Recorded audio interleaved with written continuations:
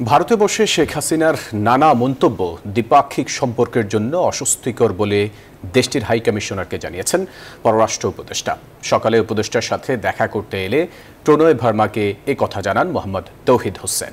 এদিন যুক্তরাষ্ট্র, যুক্তরাজ্য, চীন, সৌদি আরব ও ইইউ রাষ্ট্রদূতও দেখা করেন পররাষ্ট্র উপদেষ্টার সাথে। সবাই বাংলাদেশের স্থিতিশীলতা প্রত্যাশা করে সরকারকে সহযোগিতার আশ্বাস দিয়েছে বলে জানান পররাষ্ট্র উপদেষ্টা। পররাষ্ট্র উপদেষ্টার সাথে সৌজন্য সাক্ষাতে একদিনেই 5 শক্তিশালী দেশ ও 27 দেশের জোটের রাষ্ট্রদূত এলেন পররাষ্ট্র মন্ত্রণালয়ে। বুধবার সৌজন্য সাক্ষাৎ শুরু করেন ভারতের হাই কমিশনার প্রণয় ভার্মা। তারপরই আসেন যুক্তরাজ্যের হাই কমিশনার সারাহ কুক। দুজনই বৈঠক করেন আধ ঘন্টার বেশি। দুজনই যার যার দেশের পক্ষ জানিয়ে বলেন নতুন অন্তর্বর্তীকালীন সরকারের সাথে কাজ চালিয়ে যাবেন।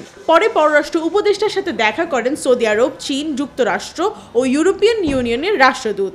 এ সময় ইইউ চার্জ দ্য অ্যাফেয়ার্স বলেন, পলাতক কাউকে আশ্রয় দেওয়ার বিষয়ে জোটের কোনো অবস্থান নেই।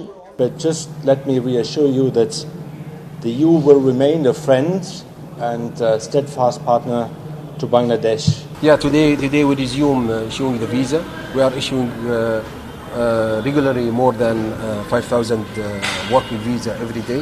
We had in-depth exchanges on developing our comprehensive strategic cooperative partnership, promoting exchanges and cooperation in various areas. পরে সাংবাদিকদের সাথে কথা বলেন পররাষ্ট্র উপদেষ্টা। তিনি বলেন, শেখ হাসিনা ভারতে বসে যেসব বক্তব্য দিচ্ছেন তার দ্বিপাক্ষিক সম্পর্কের জন্য স্বস্তির নয়। কথা হয়েছে তিস্তা আর সীমান্ত হত্যা নিয়েও।